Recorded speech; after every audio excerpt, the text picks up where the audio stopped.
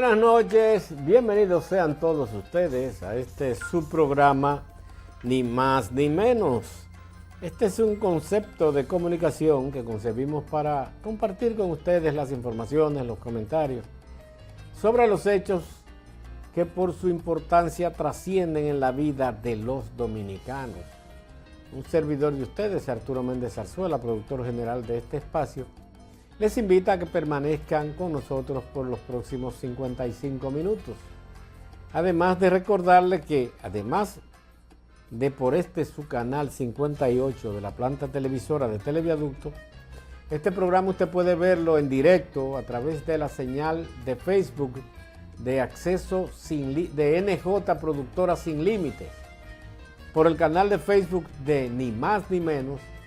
Y si no puede verlo en directo, en cualquier momento puede ver el programa que le interese de cualquier día. Nosotros lo colgamos sin edición y sin comerciales. Solo debes de buscar en YouTube programa Ni Más Ni Menos. Reiteramos, pone la fecha del programa que le interese ver y ahí estará, sin ediciones y sin comerciales. Puede darle me gusta si quiere, puede darle a seguir también si quiere, y así recibirá la notificación cada vez que colguemos el programa. Miren, el caso de la Policía Nacional y su actuación en Santiago ha dado mucho de qué hablar. Y ha dado de qué hablar por la forma y manera en que transcurrieron los hechos. Pero además la forma y manera en que se informa a la población que 5 delincuentes caen en un intenso tiroteo con la policía.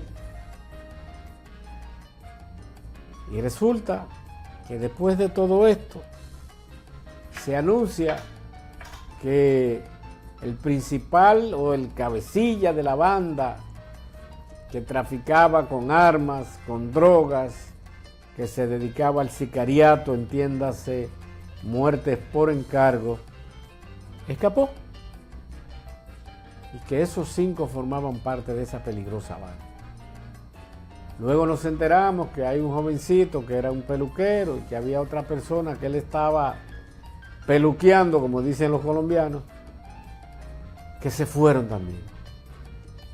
Y dicen que el último, que fue el joven barbero, se arrodilló: por favor no me maten. Pero no podían dejar testigos. Una operación que deberá determinarse a qué se debió. Porque los únicos que tiraron tiro, y todo indica que fue así, fue la policía. Y lo que hicieron fue que fusilaron a 5 jóvenes. Y esto hasta la propia autoridad lo ha admitido. La pena y la vergüenza es que el Ministerio Público no dice nada y al parecer está esperando que orquesten una información. Ya hay comentarios y hay una persona, un ex policía que hace vida en medios de comunicación, en estas plataformas a través de YouTube, que dice que ya la policía está gestionando con el supuesto cabecilla para que éste involucre al peluquero y diga que sí, que ese era un delincuente, que estaba ahí buscando dinero. Y ya hay comunicadores adscritos a la policía y al gobierno que están diciendo ya que sí, y que realmente el financiamiento de esa barbería era del bajo mundo. Y la familia presentó documentación de que obtuvo préstamos a través de instituciones de intermediación financiera. El defensor del pueblo hoy da una información y hace un relato de que en 2023 hubo 60, ponme la imagen de la policía, porque ellos andan siempre así, con armas en las manos cuando van en estos operativos. En el 2023 se registraron 68 muertes atribuidas a agentes policiales. Pero esta cifra ascendió en 2024 a 120. Y en lo que va de 2025 ya suman 170 las muertes bajo estas circunstancias. Esto representa una tasa de un 1,5% por cada 100.000 habitantes. Lo que, según explicó el defensor del pueblo, es casi 4 veces superior a la de los Estados Unidos, donde se reporta una tasa de 0,36, un tercio de un muerto por cada 100.000 habitantes. Esto en verdad trae, y viene en un momento de descalabro de la imagen del presidente con grandes denuncias de corrupción. Y yo no sé lo que espera el presidente para poner en su puesto, gastando dinero en esa policía que no da arreglo. Mientras esa policía esté dirigida por esos carcamales, coroneles, generales, mayores, que nunca han ganado 100,000 pesos y todos son muy ricos. Señores, pero nada más usted tiene que ver. Usted se para en un cuartel donde parquean sus vehículos los comandantes. No hay una jipeta que cueste menos de 5 o 6 millones de pesos y nunca han ganado 100,000 pesos. Ese caballero es el que ha estado informando de, no sé su nombre, quizás el Joan Arnold Rubio puede inclusive escribirnos el nombre de ese sujeto, que era policía y da informaciones y ha acusado al comandante de Santiago, al general, de ser un delincuente, según él. Y ha dicho que tiene connivencia con sectores fatídicos. Pero bueno, vamos a esperar que estas informaciones, porque Farideh, manita linda, tanto que tú replicabas eso, y tanto que tú hablabas de la policía, y tanto que criticabas. Caramba. Y en tus manos, porque aunque no en hecho, el jefe de la Policía Nacional es el ministro de Interior y Policía. A pesar de que los jefes de la policía, los directores en este caso, despachan directamente con el presidente. Pero en el caso, por ejemplo, de Franklin Almeida, los gobiernos de Leonel Fernández, y ahora con Farideh, ellos son los que batutean a los jefes de la policía. Entonces, es policía, va directo contra Argenis, y ese es el señor, el sujeto que estaba en pantalla, el de la izquierda. Argenis y su abogado. Pero bueno, ojalá que el presidente logre sacudirse de todas estas rábulas que tiene. Y debiera refrescar su imagen el presidente, cambiando el gabinete prácticamente completo. Y toda esa cúpula policial.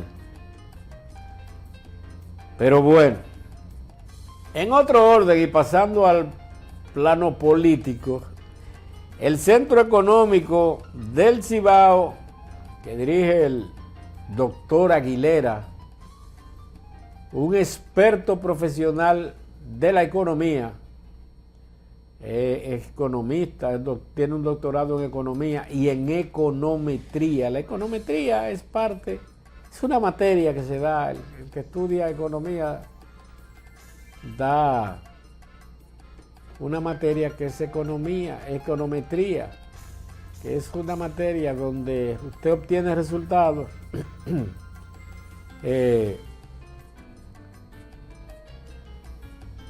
conjugando cifras matemáticas con estadísticas de mercado, sobre todo. Y él es especialista en econometría, graduado en la Unión Soviética, la antigua Unión Soviética.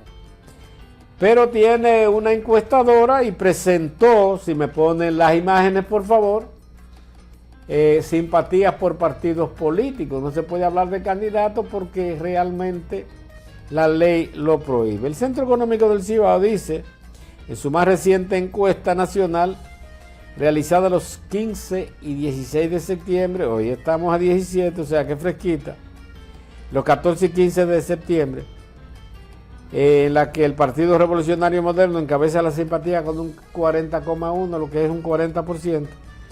En segundo lugar aparece la Fuerza del Pueblo con un 14,2%, lo que es un 14%. Y en tercer lugar le sigue el Partido de la Liberación Dominicana con un 13,4%, 13,5%. Es equivalente a un 13, cuando el porcentaje, la fracción es 5 o mayor, se da el entero siguiente. Cuando es menor, se baja al de la cifra primaria. El estudio también revela que un 27,7% de los consultados dijo que no simpatiza con ningún partido político. Ese es el mayor opositor, ninguno. Y junto con un 2 que aseguró que no sabe, que no opina y que no sabe, un 2%, tenemos que un 27,7%, que es un 28%, más un 2%, ahí tenemos un 30%, que lo tiene ninguno. Esto es importante porque viene en un momento, y esa encuesta fue hecha con ese objetivo y presentada con ese objetivo también en un momento que es la peor crisis de imagen, baja conmigo por favor, que tiene el gobierno de Luis Abinader, y naturalmente arrastra con ella el Partido Revolucionario Moderno.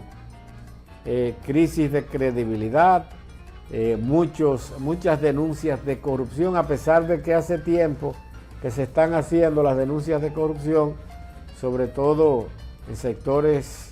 El presidente ha destituido y le ha hecho que renuncien varios funcionarios, desde Furcal, desde Kimberly, que ahora se ha envalentonado como diputado hablando todos los disparates del mundo, después que fue hecha a renunciar por imagen de enriquecimiento ilícito. Hubo otra ministra de la Juventud también que la nombró, creo que vicecónsul en Tangamangapio, por ahí, para sacarla del país. Y hay muchos escándalos de corrupción en este momento. Ameritaba, para envalentonar a los PRMistas, que saliera esta encuesta. Lo hicieron siguiendo una estrategia que desde mi punto de vista es adecuada, para decirle a los opositores que ni que se empinen me logran. Con esto nos vamos a nuestra primera pausa comercial, es breve. Cuando retornemos tenemos mucho más para compartir con ustedes en este su programa, Ni Más Ni Menos. No le cambien.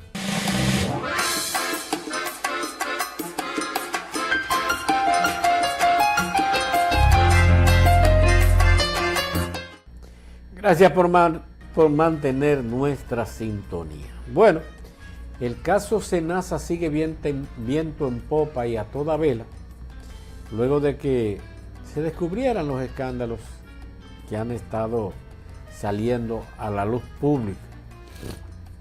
Y ahora resulta que el exdirector del Seguro Nacional de Salud Senasa, Chanel Mateo Rosa Chupani, afirmó que en la entidad se implementó una doble contabilidad con el propósito de engañar a la Superintendencia de Salud y Riesgos Laborales, ISALRIL, sobre la magnitud de las irregularidades financieras y operativas que, según dijo, se presentaron en los últimos años. Sus señalamientos fueron realizados durante una entrevista en el programa Despierta con CDN, donde afirmó que el Senasa se creó una doble contabilidad, una con los datos reales y otra ficticia, para enviar a la ISALRIL. Por eso, el regulador no advirtió a tiempo lo que ocurría. Sostuvo que si una autorización costaba 20,000 pesos, se le ponían 2,000. Pero que en caso de que fueran grandes cirugías costosa, bastante costosa, de 200,000 pesos, se le ponían 20,000. Y esta información se enviaba a la CISALRIL para mantener esa estafa, esa red de corruptela para la estafa. Pero el SENASA sigue dando de qué hablar y anuncia, por ejemplo, ahora se anuncia que hubo una reunión del Comité de Compras y Contrataciones del SENASA donde se aprobó la contratación por un monto de 50 millones de pesos para una firma privada realizara una auditoría que abarcara las administraciones desde 2018 hasta 2024. Los departamentos que tendría que auditar esta empresa ganadora serían tesorería, cobros y recaudos, contabilidad, ejecución presupuestaria, bienes patrimoniales, auditoría médica, autorizaciones médicas, gestión y relación de redes, del Seguro Social, programas especiales, planificación, presupuesto, todas las operaciones que se realizan en una auditoría con fines de detectar anomalías es lo que debe hacerse. Ahora la pregunta es la siguiente, y ustedes me han escuchado decir en otras ocasiones que la auditoría que es vinculante para fines de determinación de dolo o no, es la que realiza la Cámara de Cuentas, y el presidente acaba de admitir ayer lunes, antes de ayer lunes, en la semanal, que la Cámara de Cuentas está auditando SENASA.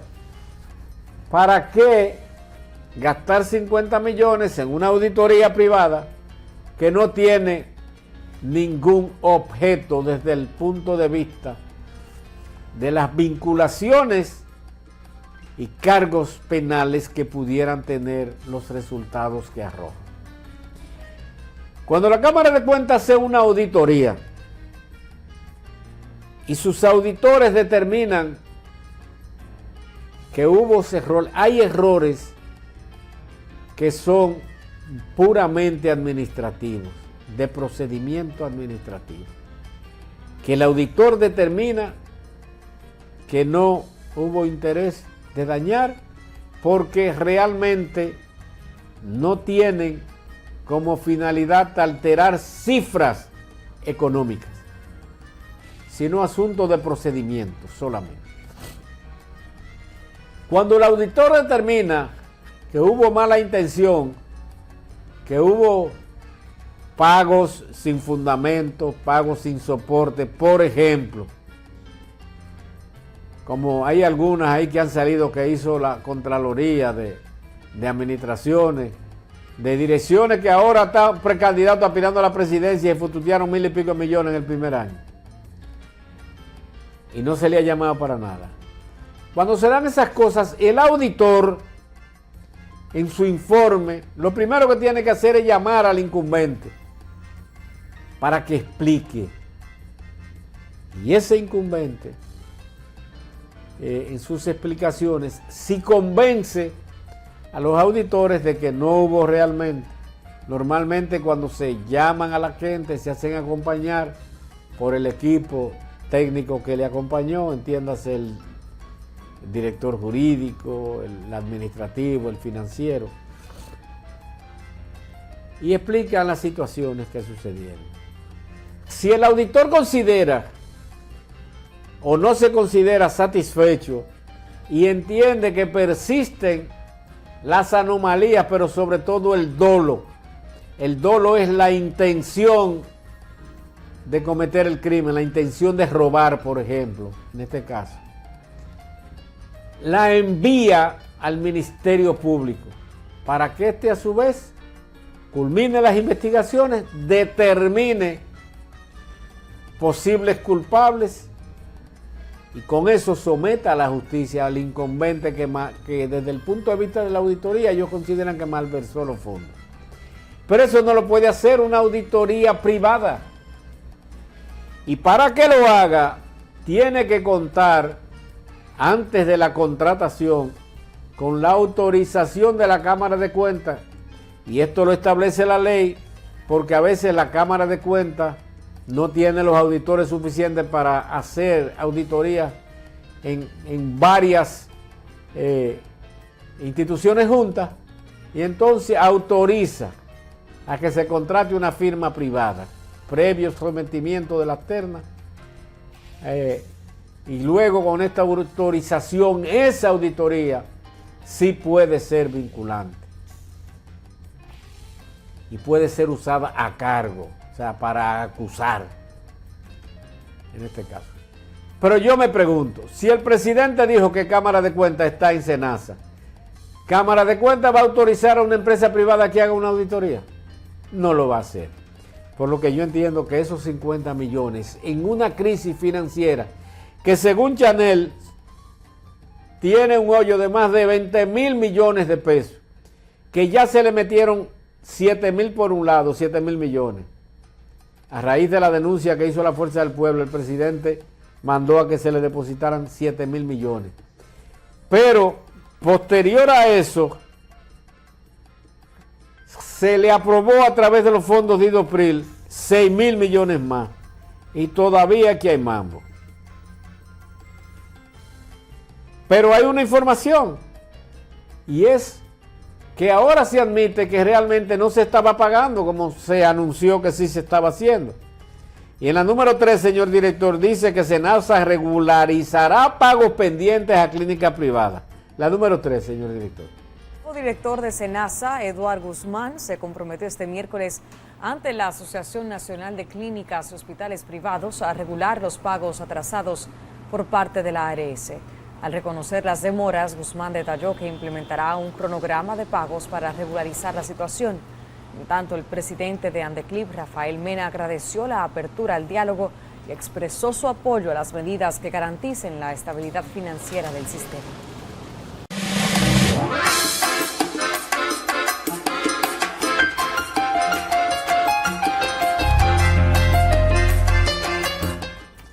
Miren, ahí vimos, admite que realmente hay pagos atrasados, sobre todo a clínicas privadas, a pesar de que la mafia se determinó, según las investigaciones que hicieron 4 damas de la comunicación, 3 de ellas periodistas, una que no lo es, pero sí ejerce el periodismo. Es bueno aclarar que el periodismo es una condición académica. Para usted ser periodista, usted debe ir a la universidad y estudiar comunicación en sus diferentes matices o vertientes o ramas. Y puede especializarse o no. A veces la gente piensa, mucha gente piensa que todos los que interactuamos en estos medios somos periodistas. Quien habla no es periodista. Y siempre lo dejo claro, no soy periodista porque fui a la universidad en varias oportunidades a estudiar diferentes carreras de las que me gradué, pero nunca periodismo. Independientemente de que hicimos diplomados en comunicación social, no más. Eso no nos da o no me da a mí categoría de periodista. Pero 4 damas que hacen programas de investigación se refirieron a investigaciones de Senasa. Fueron Edith Febles de Teleantillas y Telesistema, Nuria Piera del Canal 9, Alicia Ortega del 9 también, y Yulisa Céspedes de CTN. Pero extrañamente, el programa de Nuria Piera, que fue suspendido supuestamente por problemas técnicos, ella misma después admitió, a pesar de que una lengüita como esa, yo no entiendo, parece que le han metido presión. Y ahora el PEPCA solicita a Nuria Piera entregar piezas de las emisiones de su programa sobre irregularidades de SENASA.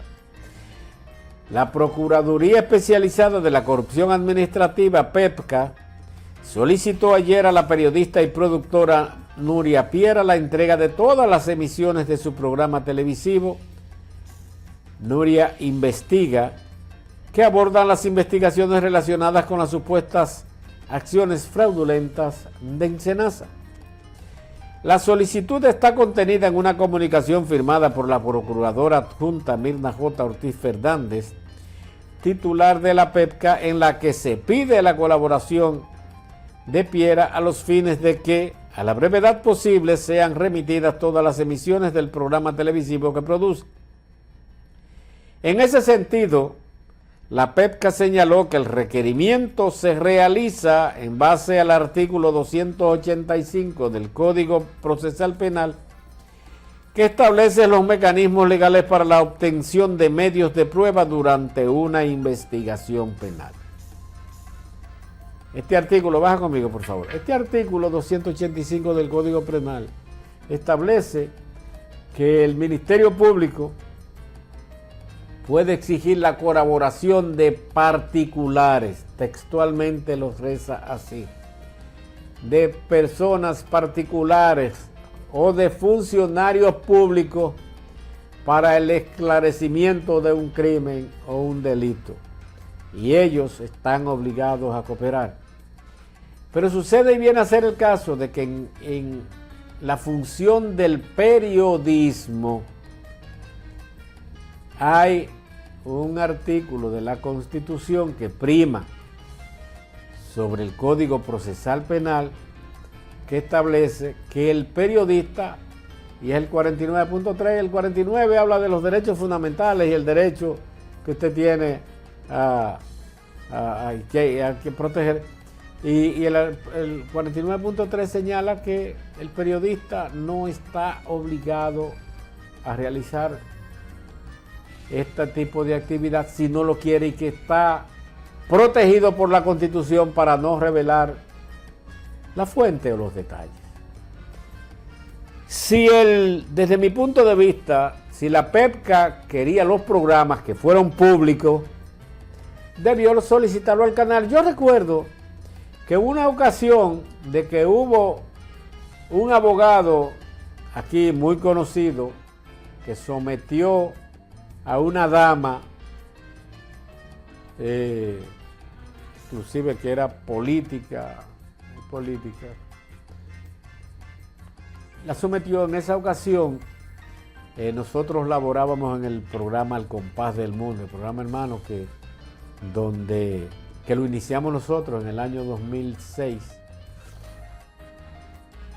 Y la dama llamó y el abogado se sintió injuriado por las declaraciones de la dama y solicitó que se le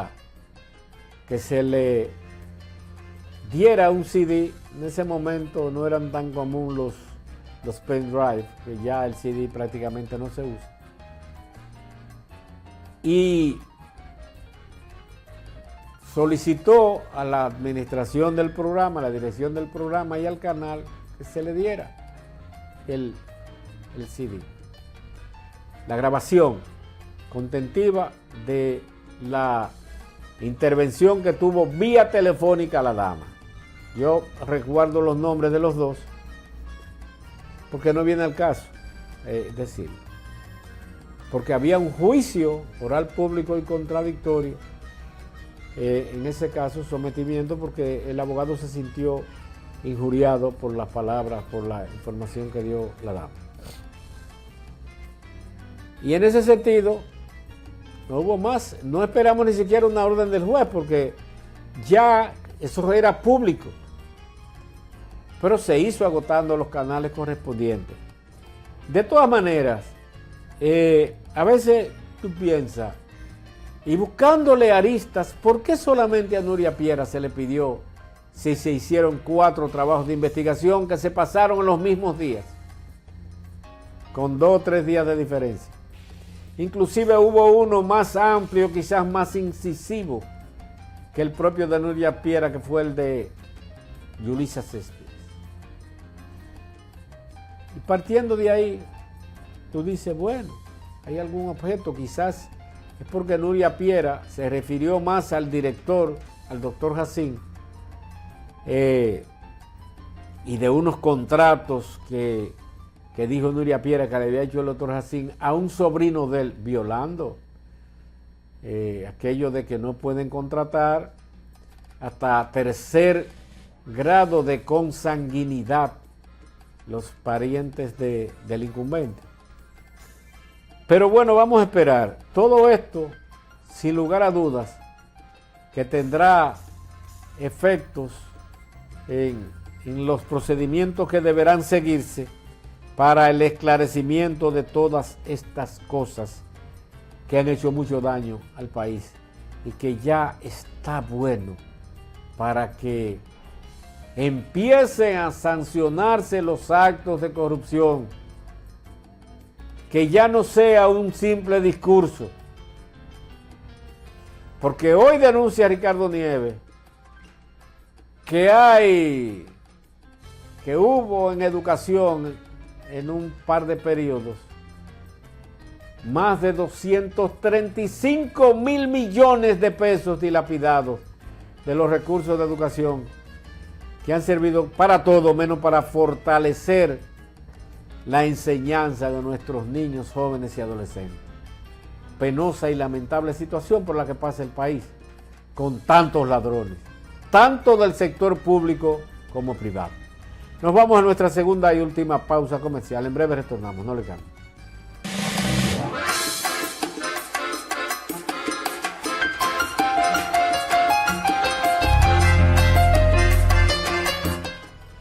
Gracias por mantener nuestra sintonía. Ayer se nos informaba que el Senado aprobó de urgencia un aumento de más de 10.000 millones de pesos en deuda pública. El Senado declaró de urgencia y aprobó este lunes en 2 lecturas consecutivas el proyecto que modifica la ley 9024 del 20 de diciembre de 2024 para elevar el límite de endeudamiento del Estado. Con este proyecto, el Poder Ejecutivo busca colocar valores de deuda pública. Los valores de deuda pública son documentos o letras, como se dice, papeles, donde el gobierno se compromete a pagar con un interés el dinero que coge. Esto puede ser en el mercado interno o puede ser en un mercado externo. Puede ser en valores de renta fija o de renta variable. Esto quiere decir que puede ser con intereses fijos a un plazo determinado, puede ser variable. Eso lo determina en la negociación. Y eso se establece desde un principio en la aprobación para dar la libertad a los negociadores que obtengan primero la tasa más cómoda y las facilidades, las mejores facilidades de pago. Con estos 10.627.849.000 pesos adicionales, el valor total del déficit acumulado se eleva a 361.618.239.000 pesos. En la carta remitida al Congreso por el presidente Luis Abinader se justificó la necesidad de la medida en la expansión, en motivaciones de la expansión del gasto de capital prevista en la modificación del presupuesto general del Estado sometido a través del presupuesto complementario. Esto lo tratamos aquí hace también un par de semanas, donde el ministro de Hacienda inclusive refería que era prudente y necesario aumentar los gastos de capital con el objeto de que este dinero dinamizara la economía con las inversiones en infraestructura que es lo que hace que inclusive la economía se dinamice. Cuando se hacen inversiones, por ejemplo, en carretera,